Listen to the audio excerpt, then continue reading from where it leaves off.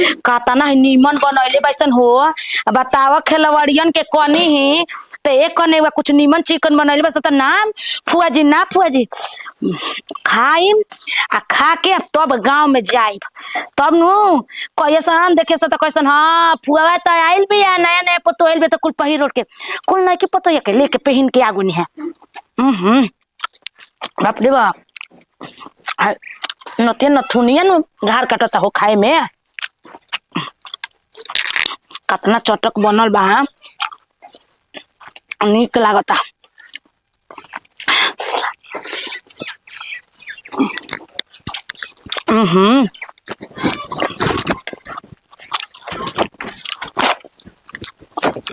चार तनी बेरा आ फटक दे तनी चौरा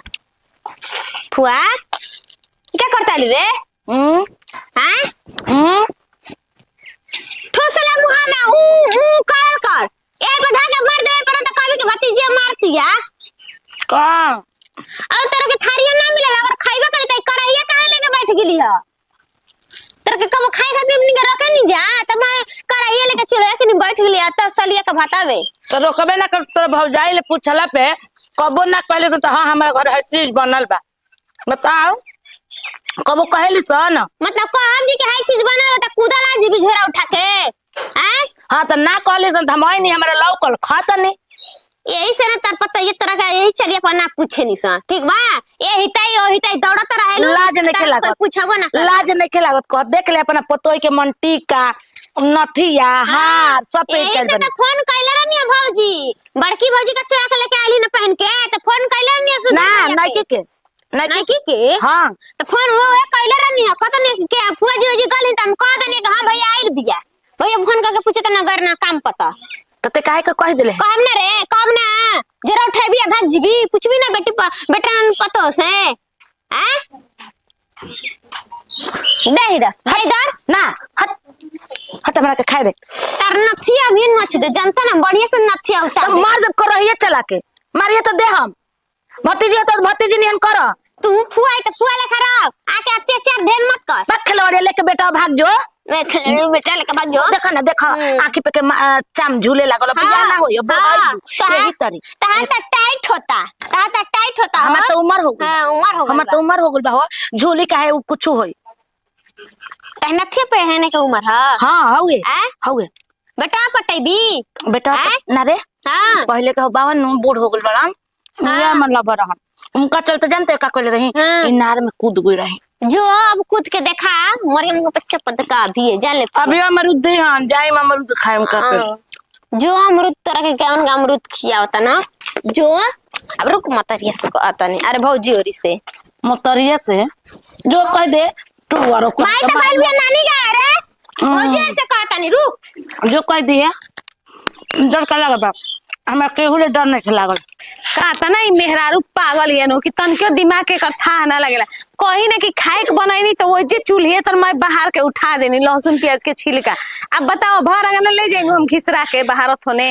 मां के जन कहिया इनकर बुद्धि हो इनकर बुद्धि के थाहे ना लगेला हमारा कैसे का करे ले निक लागेला हो अभी बुनी पड़ जी मैं सट जी कि ना सट जी आगा ना तो भौजी हां से वो होई देखो बेटा गुल है जे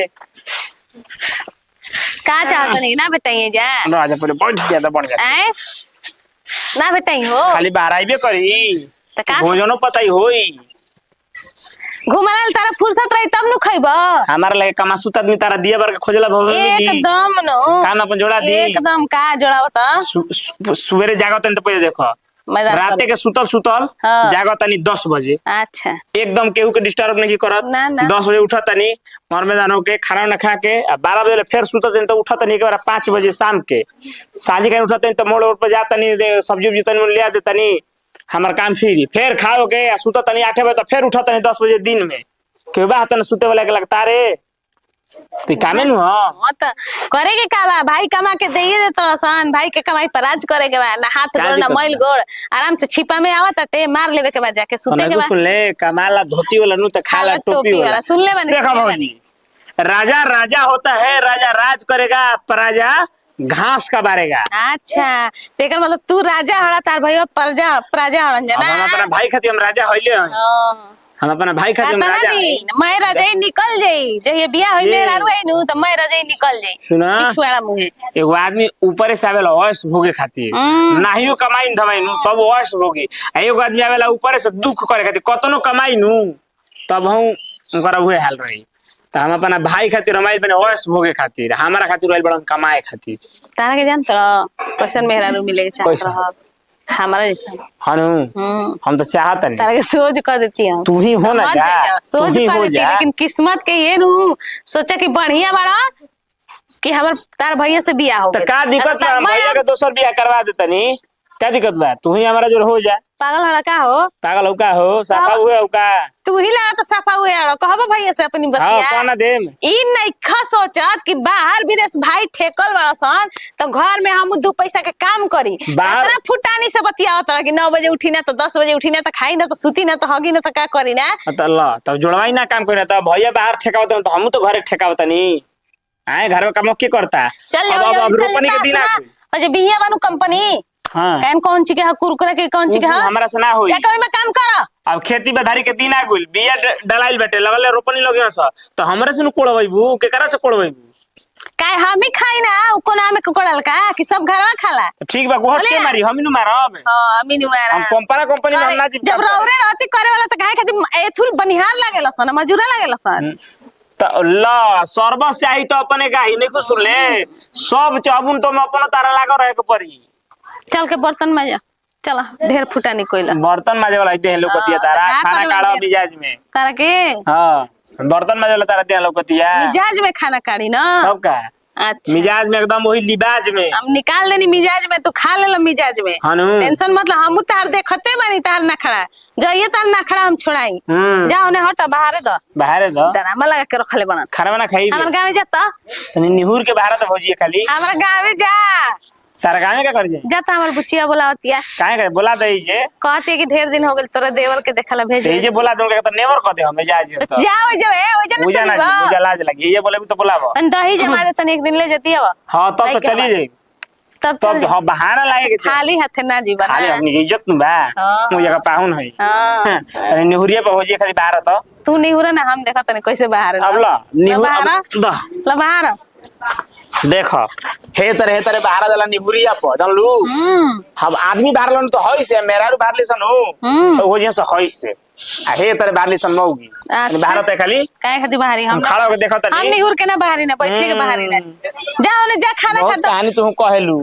अरे घटिया में जन्म होत रहल तहार चलो बाहर ला एकदम घटिया में हनु काहे कैसे मर्दन में तार होकनी में जन्म होत रहल मेरारू में ना हाँ। बीच बीचवा में बीच बीचो में हाँ। का करबू गलती से नट भोल्टा खालसा दोसर का साग होई यही से सलाम हो गई मुंह हई ना तो मैं तो एकदम होलिए के साफा बा। चौरा एथी कर दी हो बीन बरा के रख दी ऐसे सब से करा रखा दिल तो ठीक ना हो जाला ही एक गो पेटारा नसिया पड़ गइल बड़न से एकदम में बुझाते नहीं खे कर का हम करी यही से कहीं ना केतनो दादा नीम के पतई डलनी जा तब पर भी कटने एकदम पिलुआ हो भौजी का भौजी ई त बिटिया एकदम चिल्लाते रही ना चाहे ए जे बैठल रहा चूल्हा लगे काहे के फुआ के भेज देल हो जाओ हां हुआ की हां ई का कहता नी जी नहीं खुद जानत काहे के फुआ आइल बिया ना हम नहीं जानत के जन कब कहा के तब चूल्हा में घुस के मार पनीर का सब्जी सुबह कह देला रलो जब फोन से के बतिएले रलो ओकरा से फिर से बताइए जा हम नहीं बतैले फुआ जी तब छोटकी भौजी बतिएले रहनी ना तब कि वो- पनीर बनता तो झोर बड़ा छोटा उठाते के जो बड़ा के बतैलो हम जी ओए बड़की भौजी हैं आही रामा अब वही तो डायरेक्ट खाही भीड़ गई नहीं हां तसली एक भात लेके कढ़ाई का सब्जी लेके बैठ के भर ढींड लील रहल बिया करेजा पर ले बिया जा जा मैं तो खत्म हो गेल अब का खाइबू जा जाके पूछो जाके का हम पूछे मैं तो बुझाते नहीं के एकदम में अजी और रखनी लगा हमर तबियत खराब रहते यही के चलते ओकरा में अथी कोई नहीं दवाई वही पिया के सुता उता के तब नहीं करे कि चौरवा बीन के रख दही बीन बरा दिल तो ठीक न रहेला ही चौरे बिनत रहा मैं तो खाली सौरी के दुनिया कैसे खइया आ तो इनके घर में कोई आदमी ढुक जाता है तो इनके मालूम है नहीं के चला के जानत रहे दीदी जी घरवे में रहनी आईनी स्कूल से हम आईनी स्कूल से कनी जाके तनी दुकर खाना निकाल के खाए तो देखत तन तो फुआ भर का एकदम खाए खाते छुछुआ तो चले लिए हाँ, ने ओने कहते तभी तोनी का त कोना है निक बार कुछ बनावत तो फोन पे बतावत नहीं कुछ उ त कहू कि बड़की हमरा के बता देला से त हम आ गई नहीं न त इहो हमरा के ना मिलल। हाँ तो जाई कहीं बढ़ की से जब ढेर कहे नहीं, दानी अब हम ना कह। जब उ जाना तड़ी के खाए चाटे खाती कहीं चल जाई हन हैं ऐसे ही अपना मामा के मामा घरे बुढ़िया गई रहली खाए खाती हां चलिए जे खाए का तनु कहीं कुछ जले फुआवा कहती आवरी कला पेट ना दादा भंसार ह कहती के जना घरा में लइका बाटे नु अमरुदवा बा ओ घरा में का लइका बुढ़ा के पटैले बन जातनी अमरूद मांगब। हाँ तो भाइये बाप आदमी भाइये बाप के नहीं खर्च हमारा कथे के जाके लइका कोन बेटा पटा के काहे ना भाग जातली भैया से कह देनु त पिटाइयो जी फुआ जान ला हमरा को उल्टा सीधा सिखावत है यही का उल्टा सीधा सिखाए समझाए खाती है हां वो सिखाए खातिर हैं? आई है अपने लइका बेटा पटावत रहे तो सोचत है कि सब दुआरी पे सब भैया के लिए कहीं तो के जा गइल हम ना जे बुलावे तो दुआरिये पे होई हन गइल ना होई हन जाई बोला के लेके आई वो कह जाता आवत अवन ना तब इनको बतावा तनी कि नहीं हुआ के आइले छोड़ा दो ना तो हम ही छोड़ दें ए जगह से। हाँ बतावा हो आदमी इतना निमन से बनैला सब एथी कइला सब खाए के बेरा मिलते नहीं खे ओ बाप कुछो कह खिलवड़िया भले हमरा के ना बुलावेली सब त का लेकिन ना इतना सुंदर सुंदर खाना बनावेली सन दोनों के दोनों का कह के खा ले बनी करेजा भरले बुझाते नहीं के पची कैसे बुझाता उल्टी हो जाए ना तो का हो जाए वाह हाँ, क्या कहते इस का राय का हो गई हजमोला लिया देना गैस का बना दिल फुआ तो छोड़ एकदम ठाई ठाई आय मार मिनट में 3 गो ठाई ठाई एकदम मुर्गा छापनी है मारी बस का? बन ले मार रुक तो हाँ बस कर अरे बाप हो बाप कुरकुरे वो का लिया आ कुरकुरे ना तोरा कुछ नहीं के का पता तनिया से तो आवता का कुरकुरे लेखा कौन सा बता गरम मसाला नहीं नहीं खावत ना ओ नहीं ले आइल बनी करेजी पतली तोर फूफा हाथना भूंजले रहन फूफा भूंजले रहन त खैनी हाँ। नतिया वही खातिर मार के भगा देला सत आगुल बनी भाग के ते फुआ तो ते झगड़ा को वजह से बड़े ना मरलन त खिसिया के आइल बनी झगड़ा नहीं की देख कइले इहे ते गड़बड़ कर देलिया तोरा निमना में आवल चाहत रहे 11 घंटा जब होकर त अपना घरे रहल जाला बबुआ फिर रे प्रेम हो जी ना तो ये हट बोला दुगो अमरूद ले ले अब मन करता खाए के अभी हां मुझे तो गैस बनल बा काला नमक लई कमन के हाल एकदम क्यों चीज देख लियो सुन तक के बेचैनी ले ली लपेट के खाइम नु काला नमक बा त ठीक हो जाए। अच्छा ले ले अरे बाबा कराई पनीर खनिया त ना पचला का के कब पनीर हो मैं कहते जे कि मैं खाना खा गई आके के छोटी कहतरी और के कहता आ हे बाबू फुआ हम खाना खाई बबुआ बताओ हम खइले बानी कतन हे जले अपने घर ले करेजी पथली कुल खा के आइल बानी बताइए ऐसे खाना बना के रख रहा अभी कोई खइले हूं ना रहलटे अरे ना मैं भकोस गली का फुआ? चला जी हैं ई सही बात ह हैं क्रिया खाई था अपन की झूठ बात था आय खाई क्रिया पनिया ताल हमार का के क्रिया खाते जी अरु का आई दादा आयो अरे बाप बाप हो बाप अरे माँ इधर तो मोरी छाप फुआ आय मोरी छापनी आवाज करते तो ओ मोरी का कहला क्लासिक के सतन में नीचे है मोरी बड़ा कनेन बगता हां मुर्गा छाप सबसे ऊपर रहेला आय कार और बैठ के सुंगा तन जी पीछा तो का कही हम काहे भाई ले कैसे तो काला भाई ले भतीजा बड़ा हमारी भतीजा निमन बतम नु तोनिए से नहीं तोनिए जानी निहान फुआ बाबू रे हम तो हम छोटिया के बियाह कर देना तो खिलवाड़िया लइका लेके भाई जी तो तोनी के नाक कट जाई हम उ काम ना कइनी भले हम पटैले रही कुंवार में हम देखो पटैले क्या रही कहती। लेकिन ई कुल काम ना कइनी भागा पराय वाला का बनत रे सीटी मारता बाबू खा दी नहीं तो बनाता फिर से खाना का बनाओ तो जा पास्ता दाल बनता आरु का दाल पे मुर्गा के खला हो रहन से कहते हैं रहन से जो था ललाई में पागल तन भय भय तब ललाई जी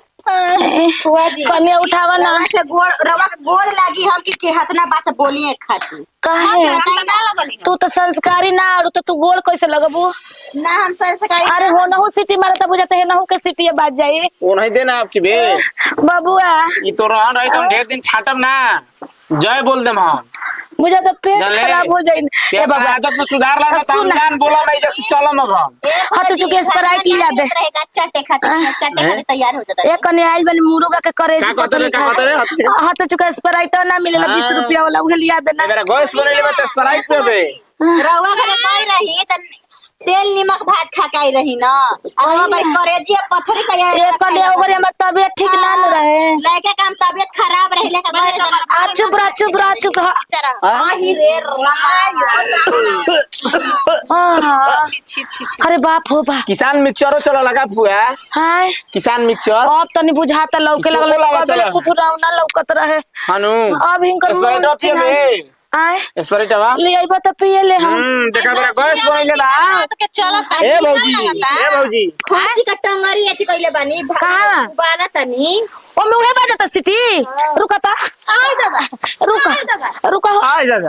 ए रामा भाई एकर के भगाई बा कि नहीं भगाई बा भगाई बॉय मेरा स्प्राइट मांगती है मेरा गैस बने तो स्प्राइट मांगती है आई का उठल आ रोज आवेले नु